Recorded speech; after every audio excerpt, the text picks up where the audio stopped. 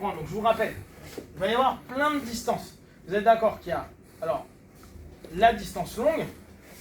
Pour ceux qui en plus sont de MMA, c'est quoi? Ça va être ma distance de jambe ou ma distance de poing. On peut même dire en MMA qu'on a une distance qui est vraiment de distance que de jambes, qui pourrait me permettre de l'avoir où je suis loin. Alors que logiquement, mon poing y arrive. Okay, nous en lutte, ça va être un peu différent. On va voir cette distance de bras. Cette distance de bras, c'est que j'ai pas de hook. Par contre, je peux aller prendre les mains, agresser la tête, poser au niveau des épaules. Okay, mais je suis pas collé. On en a une qui va être plus collée, qui va être début d'encastré, puis à complètement encastré. On est d'accord? Et en fonction, nos mains elles sont pas au même endroit.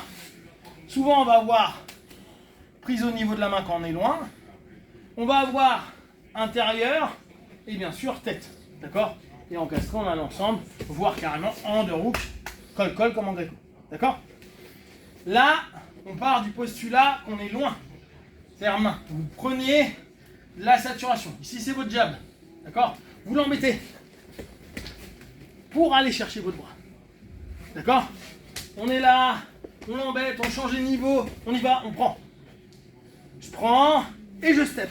À l'intérieur, pour l'instant, juste en tirade. Ok? On est ici, on embête. Et je vais chercher la jambe. Snake au niveau de la jambe.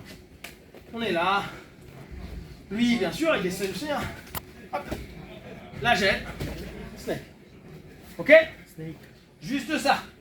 Après, quand je vous le dirai, on est là, try, je prends snake. Là, je prends son réflexe, c'est d'amener sur l'arrière.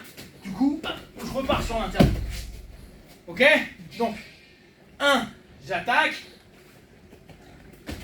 Ça part ici. Sa jambe repart. La mienne aussi. Et je repars. Ok? On est bon? On reviendra plus en détail après.